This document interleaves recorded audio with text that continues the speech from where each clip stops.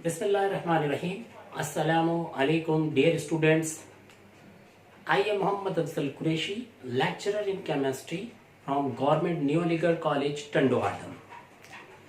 In the previous lecture, we start chapter number 8, Chemical Kinetics of first year chemistry. In previous lecture, we discussed the introduction of chemical kinetics, rate of chemical reaction, rate constant, activation energy and types of reaction on the basis of rate and velocity. Today we continue and discuss the next topic of chemical kinetics, factors affecting on rate of reaction. Factor affecting means those parameters or conditions which related to rate of reaction are simply which changes, then rate of reaction is also changes. These are the factors. Number first, concentration of reactant. Number second, nature of reactant. Number third, temperature. Number four, surface area of reactant. Number five, catalyst. And number six, radiation. So these six factors affect on rate of reaction. हम आज जो topic discuss करेंगे वो हमारे पास है factor affecting on rate of reaction. ये वो फैक्टर्स हैं जो कि रेट ऑफ रिएक्शन को इफेक्ट करते हैं कि अगर इनमें से किसी भी फैक्टर को हम चेंज करें तो रेट ऑफ रिएक्शन भी चेंज हो जाता है. ये सिक्स फैक्टर है. कंसंट्रेशन ऑफ रिएक्टेंट है, सेकेंड नेचर ऑफ रिएक्टेंट है, number third temperature, number four surface area of reactant, number five catalyst and number 6 is radiation. Now we discuss one by one these factors and their effect on rate of reaction. Now the first factor is concentration of reactant. Concentration means the amount of substance per unit volume or simply the number of moles of substance per unit volume is called concentration of reactant. So concentration is the amount or mole of substance per unit volume. Volume के अंदर जो भी हमारे पास substance के moles होते हैं, amount होता है, वो हमारे पास कहलाता है concentration. According to law of mass action, according to law of mass action, the rate of reaction is directly proportional to the concentration of reactant. Because in a chemical reaction, when molecules collide each other, so those molecules which achieve desired activation energy is converted into product. So the number of molecule increases, then the crowding molecule increases. As a result, the colliding frequencies or the number of collision per unit time increases. As a result, rate of reaction increases. Law of mass action के तहत rate of reaction directly proportional होता है concentration of reactant के, क्योंकि rate during chemical reaction molecule एक दूसरे के साथ कोलिजन्स करते हैं और वो मॉलिक्यूल जो कि एक्टिवेशन एनर्जी हासिल कर लेते वो कन्वर्ट हो जाते हैं प्रोडक्ट के अंदर. तो अब हमारे पास जितने ज्यादा रिएक्टिंग मॉलिक्यूल्स होंगे तो मॉलिक्यूल्स के पास क्राउडिंग करैक्टर भी क्या होगा, ज्यादा होगा. तो ज्यादा मॉलिक्यूल चाहे वो कोलिजन्स करेंगे, मींस कम टाइम के अंदर नंबर ऑफ कोलिजन ज्यादा होंगी, तो रेट ऑफ रिएक्शन भी क्या होगा, ज्यादा होगा. तो rate of reaction directly proportional होता है कंसंट्रेशन ऑफ रिएक्टेंट के. जब हमारे पास रिएक्टिंग मॉलिक्यूल इंक्रीज होंगे तो जो क्राउडिंग मॉलिक्यूल है वो भी क्या हो जाएंगे, इंक्रीज, जिसकी वजह से कोलाइडिंग फ्रीक्वेंसीज क्या होंगी, इंक्रीज होंगी और रेट ऑफ रिएक्शन क्या हो जाएगा, इंक्रीज हो जाएगा. For example, in a chemical reaction 100 molecules collide, so in which 80 molecules form product in 1 second. If we increase the molecule 100 to 200 means quantity double, so the product form is also double in 1 second. So by increasing number of reacting molecules, colliding frequencies increases, or the number of molecules which convert into product also increases, so rate of reaction increases. So dear students, this example clearly indicate if the number of molecule increases, their colliding frequencies increases, so more product convert into, more reactant convert into product in a less time. This is our first effect on rate of reaction, concentration of reactant. Concentration increases, rate of reaction also increases. In concentration of reactant, we also discuss the relation between rate of reaction and concentration of reacting molecule. This determines order of reaction. Order of reaction shows in a chemical reaction how many number of reacting molecule concentration changes. This is called order of reaction. Concentration of reactant के अंदर हमारे पास एक और relation आता है between concentration of rate of reaction and concentration of reactant, जो हमारे पास determine करता है ऑर्डर ऑफ रिएक्शन को, जो इस बात की इंडिकेशन होता है, इस बात की इंफॉर्मेशन होती है कि इस केमिकल रिएक्शन के दौरान कितने रिएक्टिंग मॉलिक्यूल की कंसंट्रेशन चेंज हुई है. Order of reaction describe relation between rate of reaction and reacting molecules. Order of reaction हमारे पास डिस्क्राइब करता है कि रेट ऑफ रिएक्शन और रिएक्टिंग मॉलिक्यूल के दरमियान रिलेशन क्या है, कि केमिकल रिएक्शन जब प्रोड्यूस हो रहा है तो उस केमिकल रिएक्शन के दौरान कौन से या कितने नंबर ऑफ रिएक्टिंग मॉलिक्यूल है जिनकी कंसंट्रेशन जो है वो चेंज हो रही है, या हम ये भी कह सकते हैं कि रेट ऑफ रिएक्शन जो है वो कितने रिएक्टिंग मॉलिक्यूल पर डिपेंड करता है. इसके लिए हमारे पास डेफिनेशन होती है sum of exponents of concentration of reactant in rate expression. कि रेट एक्सप्रेशन के अंदर जो कंसंट्रेशन ऑफ रिएक्टेंट की एक्सपोनेंट्स होती है उनका सम हमारे पास कहलाता है order of reaction. For example A plus B form C. dx upon dt is equal to K, concentration of A, concentration of B, exponent 1, exponent 1. So when the sum, this exponent 1 plus 1 is equal to 2. So it indicates this reaction, rate of reaction depend upon concentration of two molecules. So this reaction is second order reaction.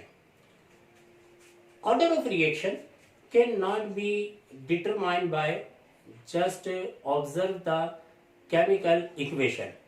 It determined by practically during reaction, because in different reaction few molecules concentration are changes, but in balanced chemical equation all the reacting substance are present. Rate of reaction पे वो हमारे पास सिर्फ chemical equation को observe करने से मालूम नहीं होता, बल्कि इसके लिए हम प्रैक्टिकली जो है वो रेट एक्सप्रेशन से रेट ऑफ रिएक्शन को डिटरमाइन करते हैं. क्योंकि मुख्तलिफ केमिकल रिएक्शन के अंदर तमाम के तमाम रिएक्टिंग सबस्टेंस हमें बैलेंस इक्वेशन में गिवन होते हैं, लेकिन ये लाजमी नहीं है कि रिएक्शन के दौरान तमाम के तमाम रिएक्टेंट की कंसंट्रेशन चेंज हो. In a chemical reaction, the maximum order of reaction is third.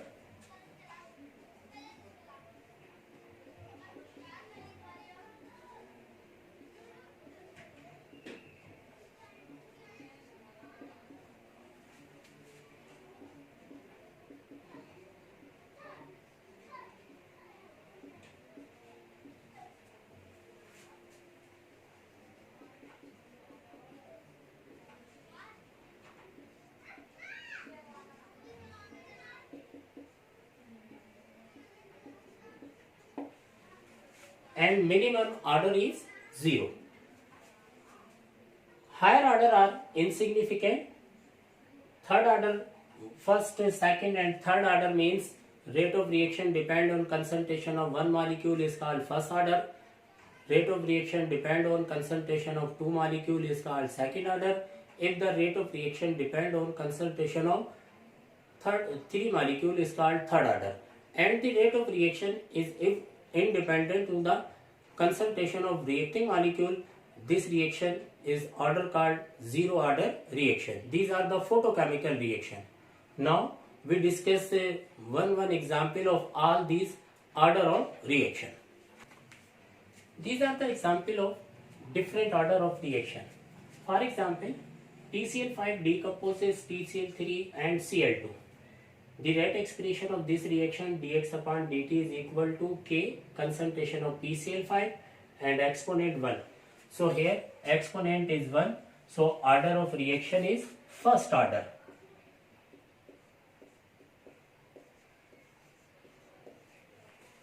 In the second example, H2 plus I2 react to form 2HI. Dx upon dt is equal to K concentration of H2, concentration of I2. So exponent sum is 1 plus 1 is 2. So reaction is second order.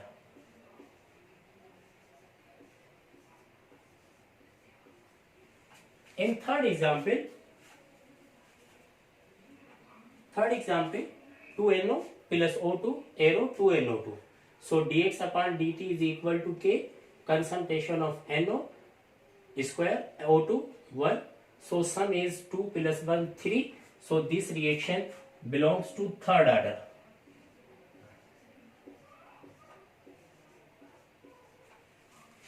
And in the last reaction, H2 plus Cl2 react in the presence of sunlight. If sunlight present, this reaction produce so HCl form. But here dx upon dt is equal to K. But concentration of reactant not related to the rate of reaction. So the sum is 0. So this reaction is called zero order reaction.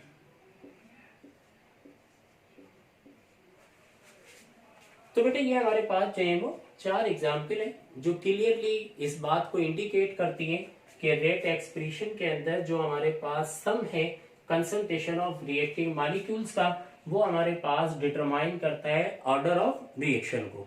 अगर 1 सम होगा तो first order, 2 molecule exponent 2 आएगा तो second order, 3 आएगा तो third order, और अगर बेटा 0 होगा तो रिएक्शन हमारे पास क्या हो जाएगा, जीरो ऑर्डर रिएक्शन. तो ये हम ऑर्डर ऑफ रिएक्शन इस तरीके से डिटरमाइन करते हैं.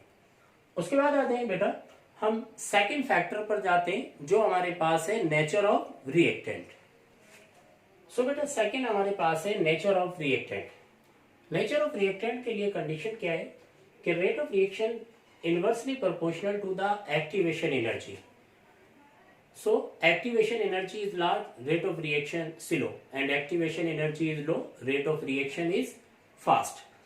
Activation energy and rate of reaction relation we discussed in previous topic, types of reaction on the basis of rate. Rate of reaction का relation होता है activation energy से inverse, कि activation energy ज्यादा होगी तो rate of reaction क्या होगा, कम होगा. activation energy कम होगी तो rate of reaction क्या होगा, fast होगा. ये हमारे पास कहलाता है नेचर ऑफ रिएक्टेंट. मिसाल के तौर पर कि ये हमारे पास 2 रिएक्शन है. कार्बन मोनोऑक्साइड की जो एक्टिवेशन एनर्जी है वो ज्यादा है और नाइट्रोजन मोनोऑक्साइड की एक्टिवेशन एनर्जी क्या है, कम. तो इस वजह से नाइट्रोजन मोनोऑक्साइड का रिएक्शन फास्ट है जबकि कार्बन मोनोऑक्साइड का रिएक्शन जो है वो स्लो है.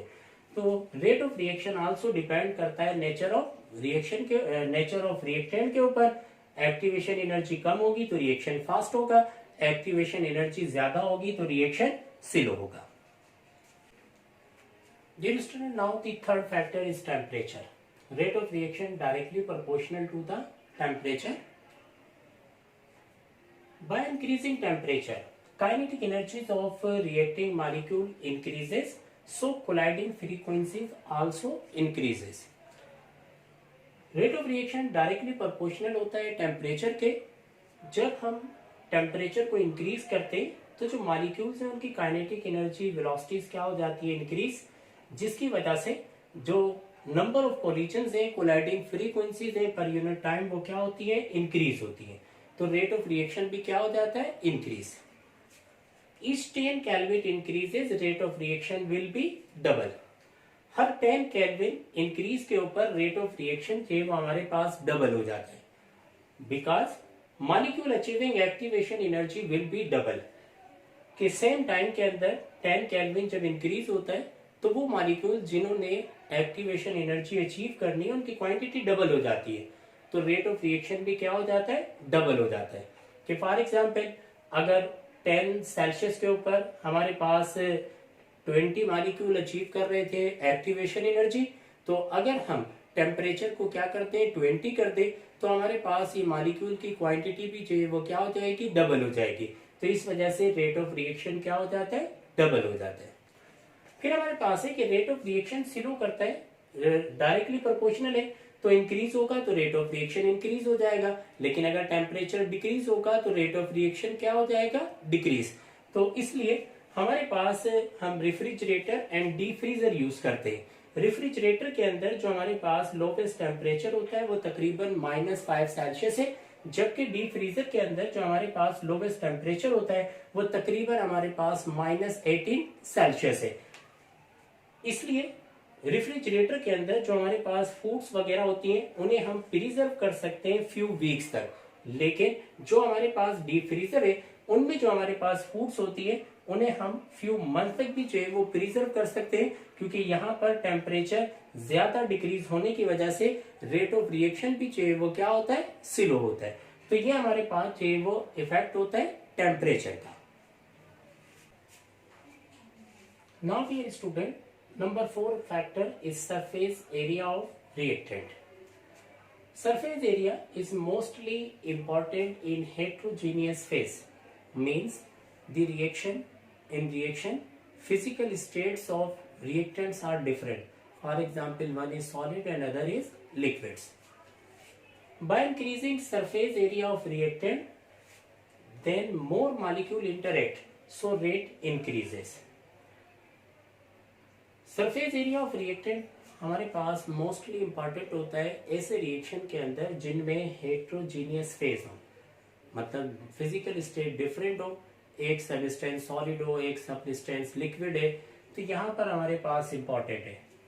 सरफेस एरिया इंक्रीज होगा तो जो मॉलिक्यूल्स की पॉसिबिलिटी है इंटरेक्ट करने की वो क्या हो जाएगी, इंक्रीज। रेट ऑफ रिएक्शन भी क्या होगा, इंक्रीज होगा। मिसाल के तौर पर the powder marble more readily soluble than teas marble in HCl.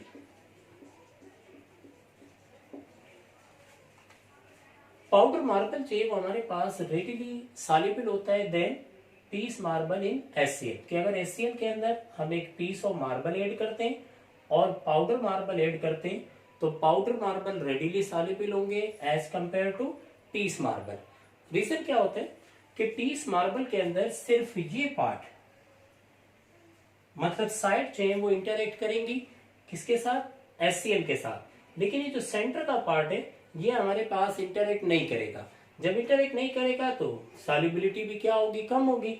जबकि पीस मार्बल के अंदर और पाउडर मार्बल के अंदर ये तमाम के तमाम मॉलिक्यूल इंटरेक्ट करेंगे किसके साथ, HCl के साथ, तो सॉल्युबिलिटी क्या हो जाएगी, इंक्रीज। तो इस वजह से पाउडर जो फॉर्म होती है वो ज्यादा सॉल्युबल होती है as compare to piece form. So rate of reaction increase होता है जब surface area of reactant increase हो। तो ये हमारे पास नंबर 4 फैक्टर होता है, surface area of reactant.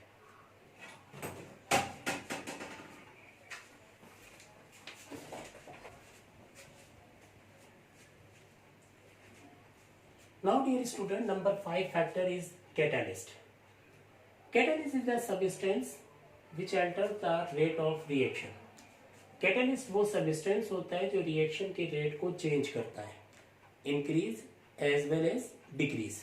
Increase भी करता है एंड डिक्रीज भी, बट नॉट कंज्यूम इटसेल्फ, लेकिन वो खुद जो है वो कंज्यूम नहीं होता।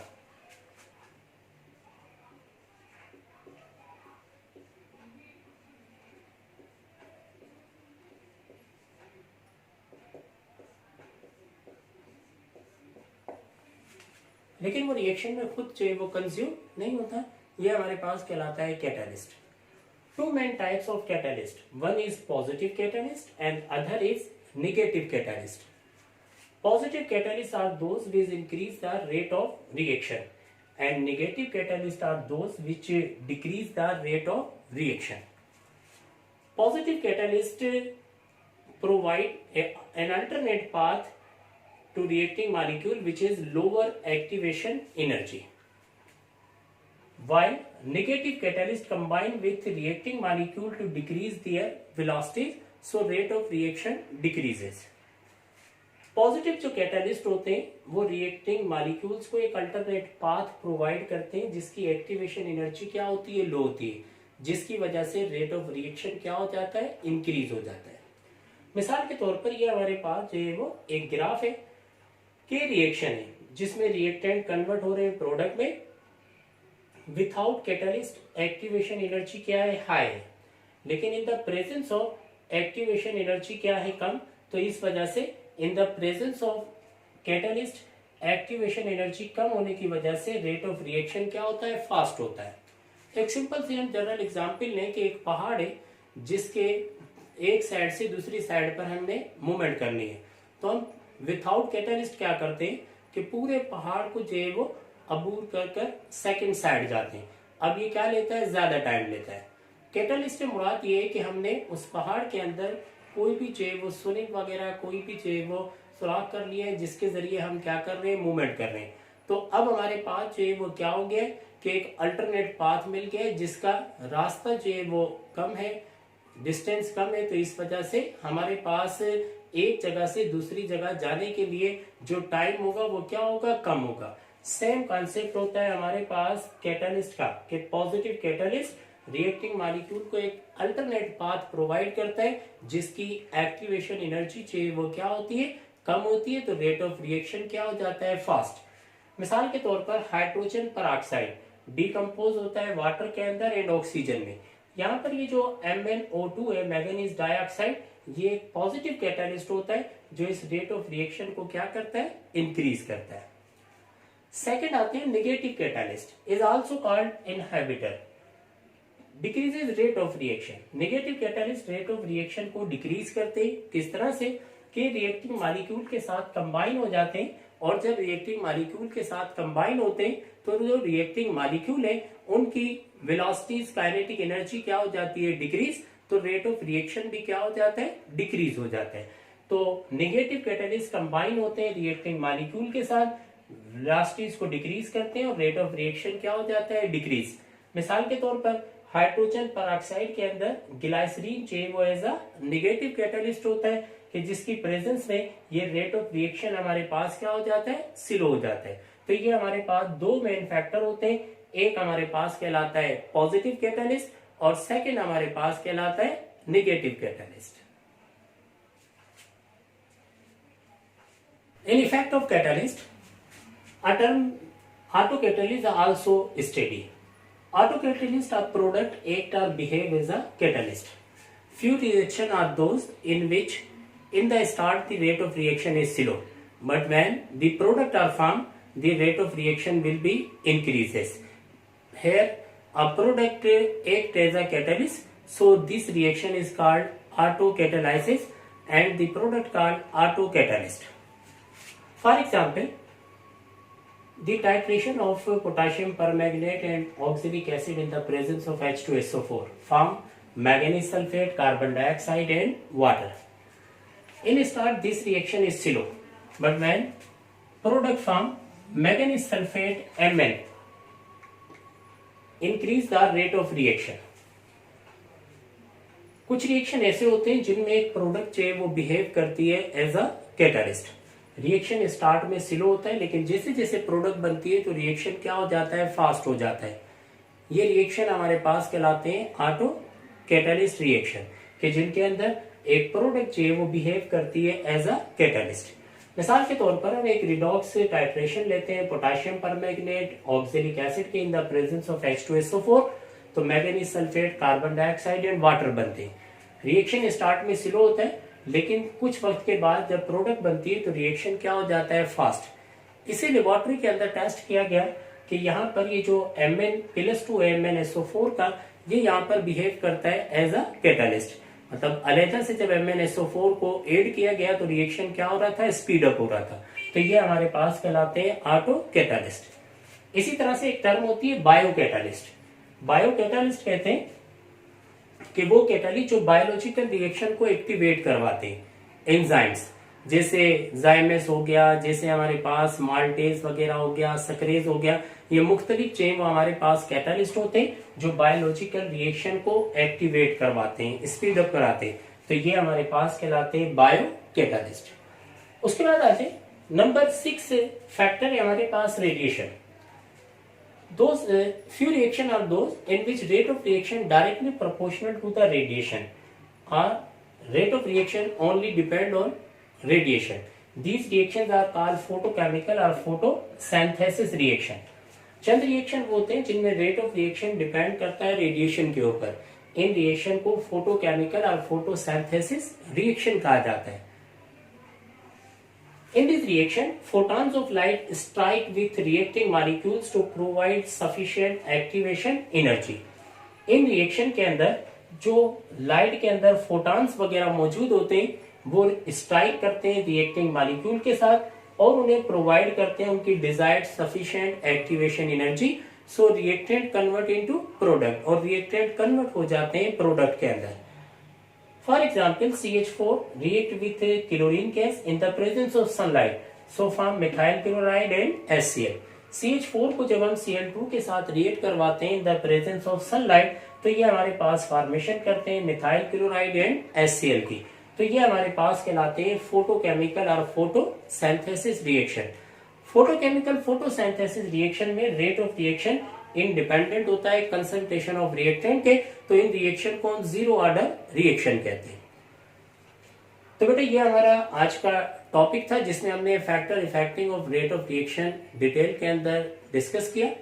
इसके मुतालिक कोई भी क्वेश्चन हो तो बेटा वो आप कमेंट्स के अंदर मालूम कर सकते हैं। इंशाल्लाह हम अपने नेक्स्ट लेक्चर के अंदर चैप्टर नंबर 8 से रिलेटेड जो मुख्तलिफ प्रॉब्लम्स वगैरह असाइनमेंट्स वगैरह दी गई हैं उन्हें सॉल्व करेंगे। अल्लाह हाफिज।